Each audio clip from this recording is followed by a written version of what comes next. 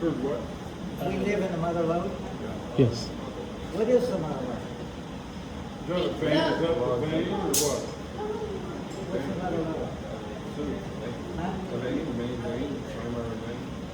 Well, it is a vein, but it's a very special particular one. To a geologist, the mother lode is the gold vein that goes into the ground at a 60 to 70 degree angle. That's called a dip. Okay, that's the mother lode. Has anybody been to Grass Valley to the Empire Mine? Yes. If you remember, that dip was 35 degrees. So that's the Grass Valley lode. If you go to Virginia City to the Comstock lode, their dip is 45 degrees. So that's the Comstock lode. So the mother lode is that angle of dip, and it runs for 120 miles discontinuously from Mariposa on the south to Georgetown on the north. That's the mother lode, all up and down Highway 49. By the way, Highway 49 was not accidentally numbered.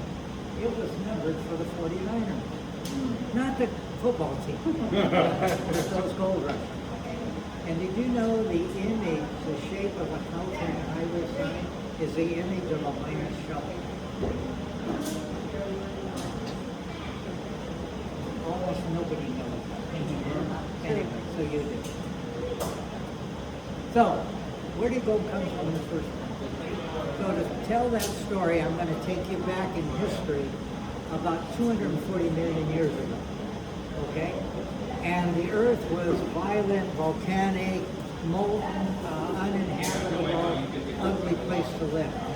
As the earth cooled, it started to form a crust.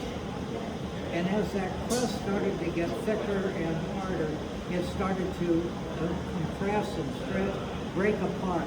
And part of that crust over millions of years started going underneath another part of that crust, and that's called plate tectonics. So in our area, we have the Farallon plate subducting below the North American plate. Very slowly, but the pressures were immense. So we're getting earthquakes, and we're getting this stretching and pushing and upheaval. All of this is slowly going on. And so we get these earthquake faults and these fissures that open up.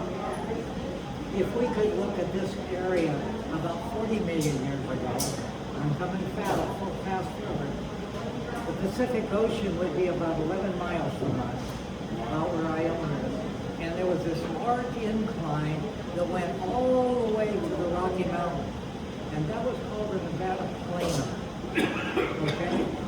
Deep down inside the earth at that time was superheated water that was collecting in solution the gold and silver and platinum and all of those materials into solutions along with the silicas that would eventually make the quartz rock, and those were rising to the surface.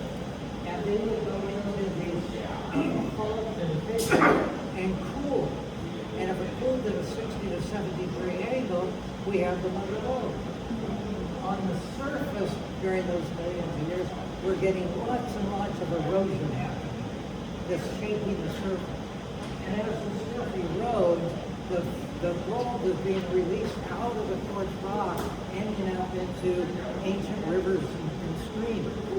And that's our lesser gold going on over millions of years. Now, about 40 million years ago, the Farallon plate started to flatten, and as it did, it kind of bulged that Nevada Plano and started forming the Rocky Mountains.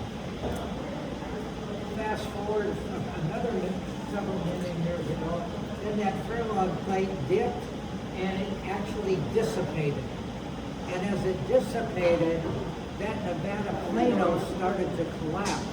And as it collapsed, it pushed the Sierra Nevada and the Rockies apart, and that collapse became the Great Basin of Nevada and Utah, as we know it today, leaving a very sharp eastern escarpment and on the Sierra Nevada and a very long slope out to the ocean. And leaving a lot of these ancient riverbeds full of gold. Okay, now we're really fast forwarding. to January 24th, 1848. Gold was discovered in Coloma, just 40 miles north of us.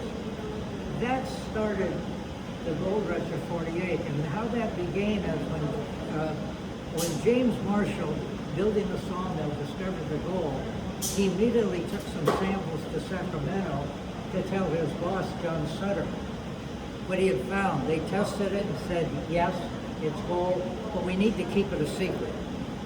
Not because they wanted the gold, but John Sutter had a large agricultural empire going, 12,000 acres of wheat, huge herds of horses and cattle, and goats and sheep, orchards and vineyards and gardens, all needed labor.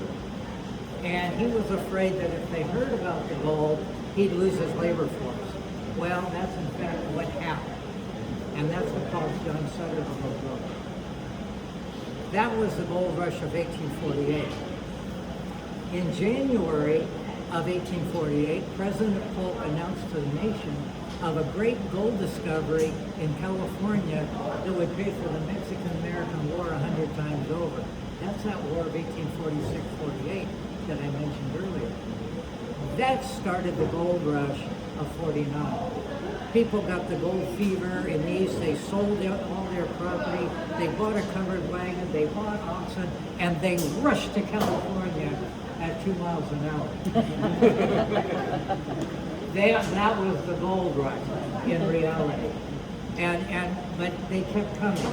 People on the East Coast got on the trade ships, and they rushed to California around the Horn and into California 5 months. So that was another part of the rush.